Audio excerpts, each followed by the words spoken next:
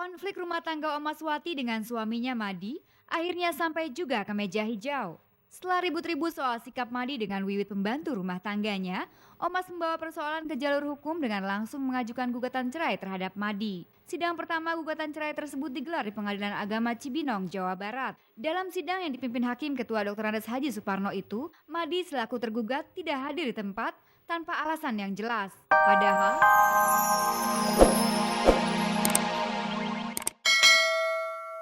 Guru kepada mendiang ibunya Fatmawati Soekarno Putri. Dalam bayangan saya memang secara itu lumrah ya buat seorang anak, terutama anak laki gitu. Kadang-kadang terbersit gitu kalau punya istri itu ada bayangan acuannya gitu, rujukannya tuh ibunya sendiri gitu. Demikian pula di saya gitu. Saya termasuk sangat mengagumi ibu saya sendiri dari segi keibuannya, dari segi kesetiaannya terhadap suami, dari segi kesabarannya. Jadi kayaknya kalau saya punya istri pengen seperti ibu, setia, terus sabar, terus mendampingi suami dalam berjuang gitu.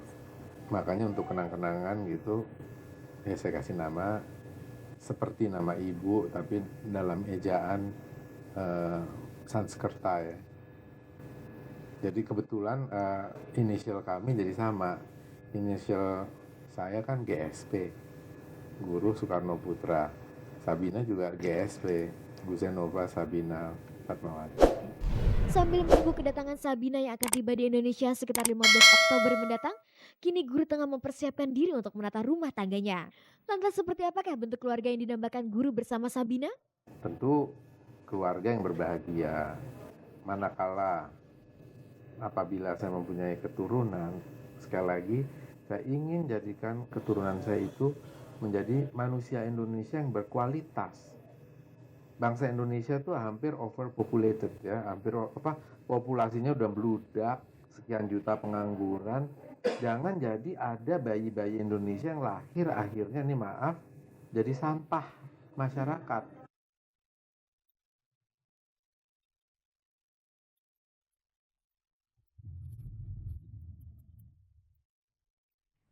Sejumlah artis wanita yang bercerai muda secara psikologis berada pada posisi yang serba dilematis.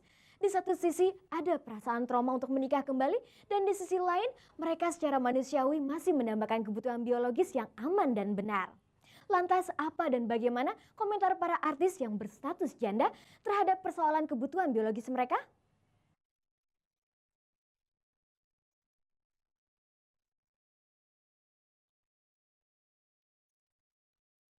I'm so tired. Pemirsa, status janda memang tidak mengenakan bagi seorang wanita. Selain kerap mendapat sorotan negatif dari masyarakat, wanita yang menyandang status janda juga tidak tertutup kemungkinan akan mengalami ketidakstabilan psikologis, termasuk dalam hal pemenuhan kebutuhan biologis. Para wanita yang menyandang status janda sebenarnya juga sangat rentan sekali terhadap persoalan yang satu ini. Lantas bagaimana dengan para artis kita yang notabene telah menyandang status janda di usianya yang masih relatif masih muda itu? Apakah mereka memang mempunyai cara tersendiri dalam memenuhi kebutuhan biologisnya itu?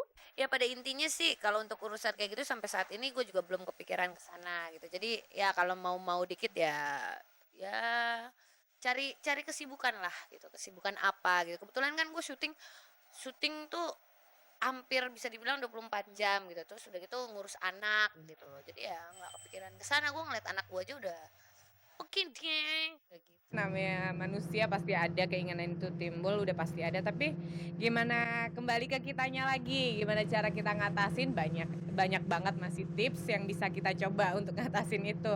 Jadi bukannya pingin terus harus cari ada gitu, enggak. Kalau saya paling paling apa ya, sesuatu untuk ngatasin yang paling kuat nih adalah main sama anak. Karena kalau saya main sama anak itu udah lupa, mana mungkin kepikiran ke sana lagi karena benar-benar fokus mikir sama anak gitu. Main sama anak dan itu paling nolong, udah pasti paling nolong banget. Kalau boleh tahu biasanya pada saat seperti apa saja hasrat untuk memenuhi kebutuhan biologis itu muncul? Mau datang bulan kali ya, mau mens gitu. Itu biasanya karena mungkin ya itu tadi perubahan hormon dalam tubuh itu pengaruh banget secara biologis ke wanita gitu.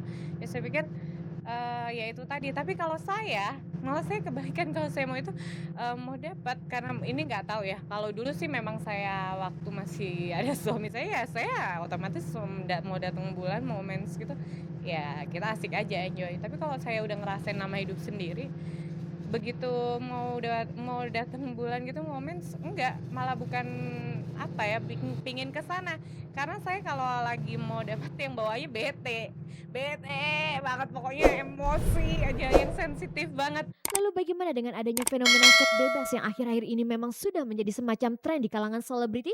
Apakah mereka termasuk orang yang melakukan seks bebas untuk memenuhi kebutuhan biologisnya itu? Kalau gue pribadi sih, gue intinya mungkin kalau misalnya boleh di Indonesia punya anak tanpa menikah, gue akan memilih seperti itu gitu loh.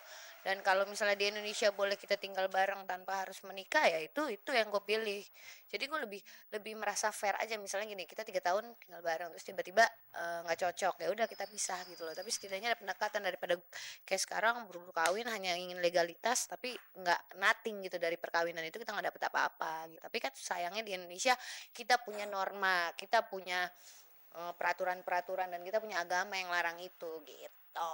Dengan adanya penggunaan alat-alat bantu, apakah mereka juga termasuk kerap memanfaatkan alat-alat itu untuk memenuhi kebutuhan biologisnya? Enggak lah, gue nggak seperti itu gitu. Nggak segitu pentingnya dalam hidup gue seperti itu gitu loh. Terhadap hal pemenuhan kebutuhan biologis yang tidak mereka peroleh dari pasangan masing-masing, apakah di benak mereka pernah terlintas keinginan untuk menikah lagi?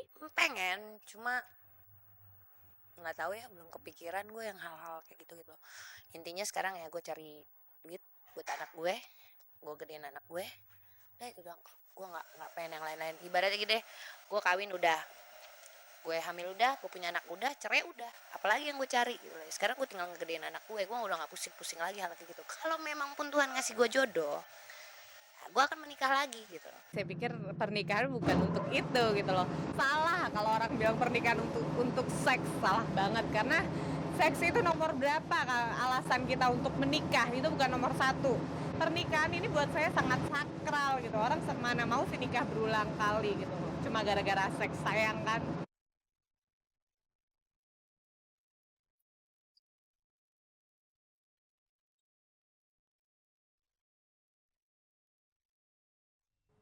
Pemirsa, berikut kita ikuti liputan aktual yang berhasil dihimpun tim Cek dari Cek.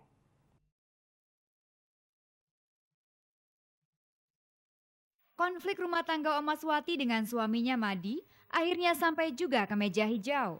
Setelah ribut-ribut soal sikap Madi dengan Wiwit pembantu rumah tangganya, Omas membawa persoalan ke jalur hukum dengan langsung mengajukan gugatan cerai terhadap Madi. Sidang pertama gugatan cerai tersebut digelar di Pengadilan Agama Cibinong, Jawa Barat. Dalam sidang yang dipimpin Hakim Ketua Dr. Andes Haji Suparno itu, Madi selaku tergugat tidak hadir di tempat tanpa alasan yang jelas. Padahal, sebagaimana yang disebutkan Dr. Andes Haji Suparno, surat panggilan sidang untuk Madi sudah dilayangkan pihak pengadilan sejak tanggal 24 September lalu. Akibat ketidakhadiran Madi, Hakim terpaksa menunda sidang hingga 10 Oktober mendatang.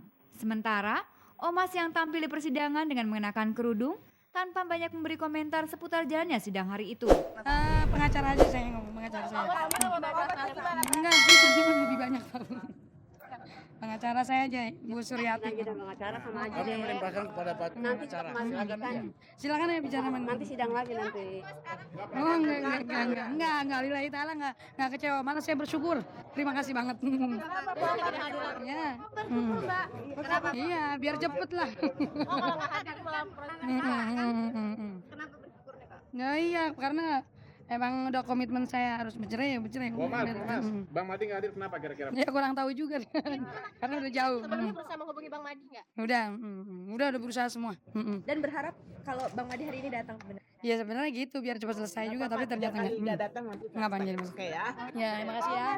Pemirsa, untuk melengkapi keterangan seputar ketidakhadiran Madi pada hari itu, serta bagaimana kelanjutan kasus gugatan cerai Omas, Cek dan Ricek mewawancarai kuasa hukum pelawak berdarah Betawi itu, Suryati Amanda, sarjana hukum. Berikut petikannya. Itu sah-sah aja, 1, kedua, ketiga itu sah-sah aja. Tapi itu tergantung pengadilan. Biasanya kalau 3 kali dia nggak mau memberikan jawaban, itu secara hukum sih dia udah bisa diputus. Tapi pengadilan bisa juga mengambil sikap bisa 3 kali atau lebih. Tapi kalau secara hukum 3 kali itu udah bisa diputus. Kalau perkawinan kan dasarnya sama satu sama lain masih ada kecocokan. Kalau sudah tidak ada, dasar hukumnya ada. Dan itu memang sudah tidak ada pada diri Omas ya? Sudah tidak ada. Sudah dihubungi Pak Madinya, Bu?